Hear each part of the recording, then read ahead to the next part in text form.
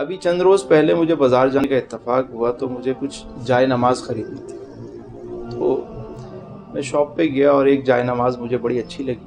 میں نے کہا یار یہ کتنے کی ہے اور مجھے اس کی کوانٹٹی چاہیے۔ اس پہ ایک ٹیگ لگا ہوا تھا میڈ ان ترکی، تو میں نے کہا کیا یہ واقعی آپ نے ترکی سے امپورٹ کیا ہے اس کو؟ کیونکہ امپورٹ کر کے اتنی جس پرائز پہ آپ دے رہے ہیں اس پرائز پہ آپ دے نہیں سکتے۔ وہ ہنسنے لگا، کہنے لگا نہیں سر، یہ یہیں پاکستان کی بنی ہوئی ہے، تو بس صرف اس پہ ٹیگ لگا ہوا ہے میڈ ان ترکی۔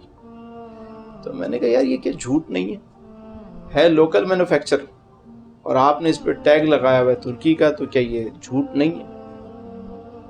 تو یہ معاشرے کے اندر اس قسم کے جھوٹ کو جھوٹ سمجھا ہی نہیں جاتا۔ لوگ جو ہے وہ لکھ دیتے ہیں اور ہوتی یہیں کی چیز ہے، چیز بھی اچھی ہوتی ہے، لیکن انہیں یہ یقین نہیں ہوتا کہ یار اگر ہم نے اپنا لکھ دیا تو یہ بکے گی۔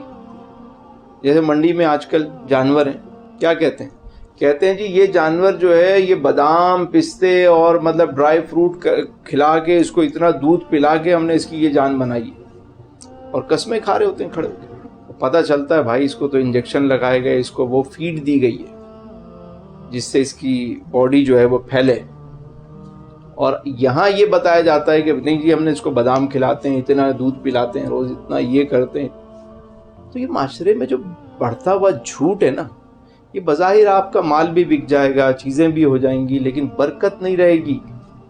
حدیث مبارکہ میں ہے کہ جھوٹ بولنے سے مال تو بک جاتا ہے مگر اس میں سے برکت جو ہے وہ ختم ہو جاتی ہے۔ تو اب آپ دیکھ لیں، وہ پیسہ کہیں ڈاکٹر کے پاس نکل جائے گا، کسی اور حادثے میں نکل جائے گا۔